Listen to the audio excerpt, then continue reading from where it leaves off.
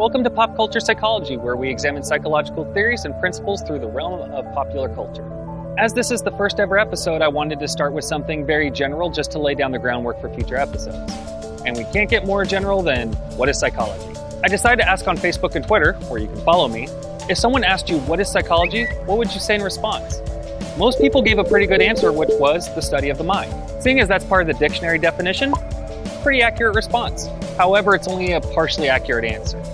The full definition in Merriam-Webster's dictionary defines psychology as the science of mind and behavior. And even then, I would think it'd be better to say ways to understand and resolve aspects of mind and behavior. But a definition can only go so far, so for the very first episode of Pop Culture Psychology, with the help of Donnie Darko, we will look at the important questions such as, what specifically do psychologists study? How does it help us understand human beings as a whole? And how exactly does one suck a fuck? You want me to tell you? Please tell me. We will not have this at the dinner table. Stop. So first, for those who have not seen the movie Donnie Darko, trying to give a general overview of this movie would be just too much. Not only is the plot heavily debated among the fandom, and a large part of the fandom have actually dismissed the writer's actual plot in light of a more popular fandom idea of the story.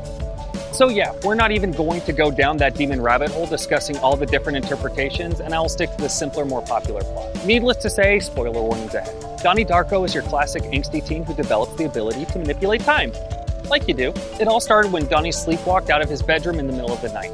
He returned home to find a jet engine crashed into his bedroom while he was out. Stay with me on this, it's important. If Donnie didn't have his sleep-induced walkabout, he would have been dead as my hopes and dreams. Donnie goes on a 28-day, 6-hour, 42-minute, and 12-second journey, seeing what would happen if he lived instead of died at that night. Guided by Frank, a man dressed as a bunny rabbit that belongs in Satan's petting zoo, Donnie sees what would happen to people he cares about if time was not corrected and he remains alive.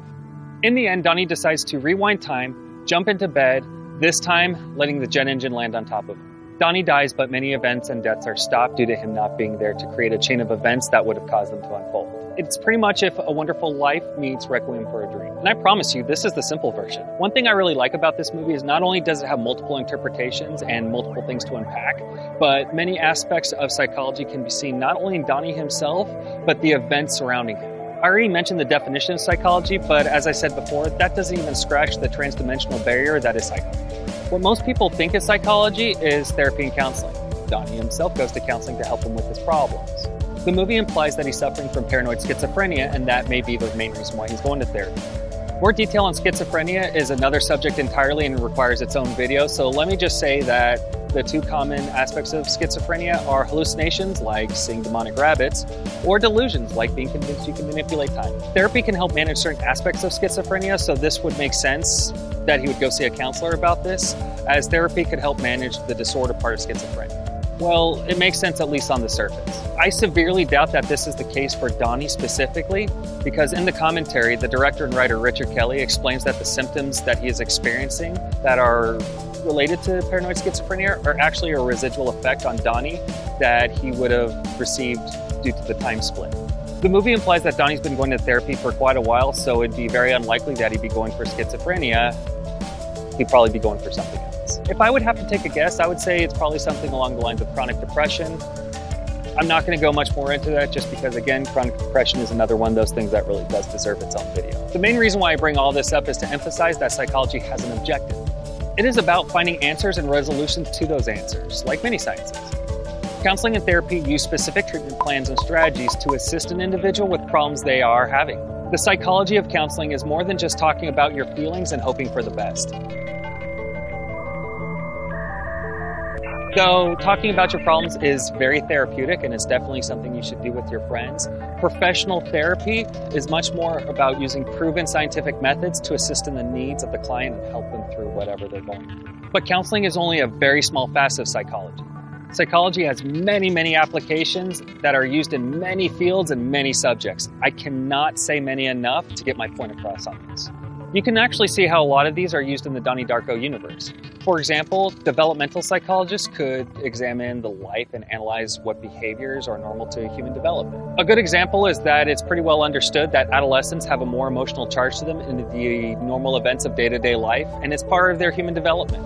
Donnie is a guy who puts a lot of emotional weight behind many things and tends to run with those emotions. This is not uncommon for people of that age, and it's part of our biology to do so. They could also look at the factors that are not common in our biological makeup as well. You know, like being caught in time-space continuum of two different timelines. Just saying. However, a social psychologist would see how Donnie interacts with others, and more importantly, how others interact with him. They would look at things like, what are the cultural factors involving Donnie and his thoughts and behaviors? How does Donnie's nature influence him and other factors surrounding him? And these two examples don't even get close to the multiple aspects of applied psychology.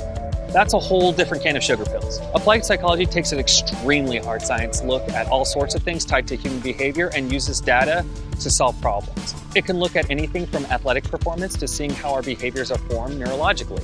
An applied psychologist would be all over looking at the different aspects of what would cause the jet engine coming down onto Donnie Darko's house. The FAA would probably hire engineers, designers, and other professionals to look at the aspects of what caused a big old engine falling off the plane. But more importantly, psychologists would assess many other aspects as well, such as work culture, like work mentality of different departments, possibly biological factors such as stress impeding the quality of work, even work responsibility. Is the workload reasonable, or is the workload too much for one person for them to do an acceptable job for our biology? The idea would be to make sure that all human factors are in optimal place so it wouldn't happen again. People tend to look at jet engines falling off a plane as not a good thing, and they would probably want to avoid it in the future. The main point I'm making here is that psychology is the science of mind and behavior. It's a pretty vague definition, but it kind of needs to be to cover all aspects of psychology. Donnie Darko's entire path is one giant personal psychological journey, showing how his behaviors, his thoughts, and other interactions around him lead him to certain results. It is rarely as black and white to say that one path of a person's journey is the right one and another one is the wrong one, as they're both good and bad consequences to the human condition. Most of psychology is not about absolutes. It's more about how all the puzzle pieces fit together for an individual, or for that matter, a group of individuals. What psychology is not this. Excuse me? The lifeline is divided into two polar extremes, fear and love. Fear is in the negative energy spectrum, and love is in the positive energy spectrum. Personally, I applaud Donnie for calling out the example of pop psychology. Pop psychology is based on urban myths, personal theories, or a simple cash grab for people who want to share their thoughts and opinions under the guise of psychology. Psychology is a science which uses these scientific methods to find the truth. Pop psychology, well, Donnie explains it best. You're right, actually. I'm pretty troubled and I'm pretty confused, but I'm afraid, really afraid.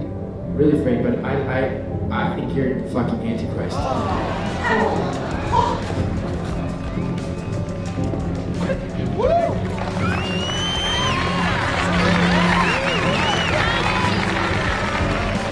I'm not saying you can't have a difference of opinion on a psychological theory.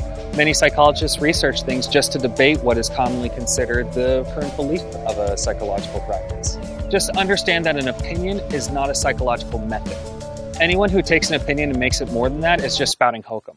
And I may have added that line just so I could say hokum. But really, to drive this point home, individuals without a license cannot legally call themselves counselors. They can call themselves life coaches. They can call themselves mentors. They can call themselves human experts, but that is not psychology. Psychology is the science of mind and behavior, not the personal opinion of mind and behavior. It would also be safe to say that a YouTube channel from someone who is educated in psychology but doesn't have peer-reviewed backing or citations in their video is a good example of pop psychology. There's a reason why pop culture is in my title. You may learn a thing or two, as a good part of my video does use the science of psychology, but I wouldn't cite this video in a psychology class. That's all I'm saying. And as this is the first ever video of pop culture psychology, I really wanted to give an overview of psychology as a whole. Future episodes may still have some broader topics, but I will be a little more focused on what we're discussing. I also wanted to make a quick note again that though I am in the field and though I have an educational background in psychology, I am by no stretch of the imagination an expert. I find the subjects we'll be covering very interesting and want to do something creatively with two things I love very deeply, which is psychology and pop culture. So if you're interested in anything in the realm of psychology or want me to talk about a specific television, movie, or comic book character or universe, please leave a comment down below and tell me what you want to see. Don't forget to also share this video with friends who may also be interested and have ideas as well. But until next time, have a great 28 days, 6 hours, 42 minutes, and 12 seconds. Hopefully longer than that. Avoid jet engines falling in your bedroom.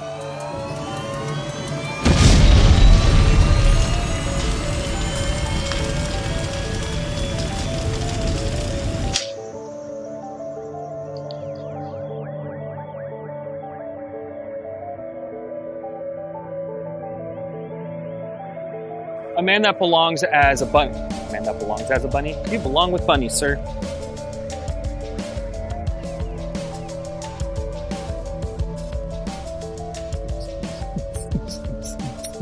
You're all gonna die.